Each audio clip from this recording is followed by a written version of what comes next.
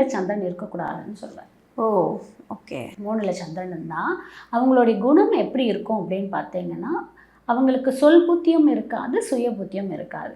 தயவுசெய்து இதை பார்த்துட்டு யாரும் என்னை திட்டாதீங்க, இதுதான் உண்மை. நீங்கள் வந்து உங்களை நீங்கள் செல்ஃப் அனலைஸ் பண்ணி பாருங்கள், அப்போ உங்களுக்கு தெரியும். அவங்க என்ன பண்ணுவாங்கன்னா, எந்த ஒரு விஷயத்தையும் எடுத்தேன் கவுத்தேன் அப்படின்னு பேசுவாங்க, டக்குன்னு கோவப்படுவாங்க.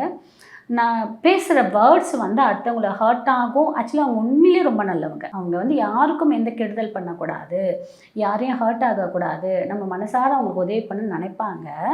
ஆனால் அவங்க பேசுகிற விதம் வந்து எப்படி இருக்கும்னு பார்த்தீங்கன்னா, ஸ்டார்டிங்லேயே கடன்னு பேசி ஹர்ட் ஆகிற மாதிரி சொல்லி காமிக்கக்கூடாத விஷயத்தெல்லாம் சொல்லி காமிச்சிருவாங்க. அதெல்லாம் பண்ணும்போது என்ன ஆகும்னா, அந்த இடத்துலையே ரிலேஷன்ஷிப்ஸ் எல்லாம் நிறைய கட் ஆகும். எப்பயுமே நான் சொல்லக்கூடியதுன்னா, சந்திரன் 3ல் மட்டும் எந்த ராசியாக இருந்தாலும், எந்த லக்னமாக இருந்தாலும் ரொம்ப கவனத்துடன் கையாளணும். இது வந்து ரிலேஷன்ஷிப்பில் மட்டும் கிடையாது, அவங்களோட ஜாபு, எவ்ரி இம்பார்ட்டன்ட் டெசிஷனில் மேஜர் ரோல் ரியாக்ட் பண்ணும்.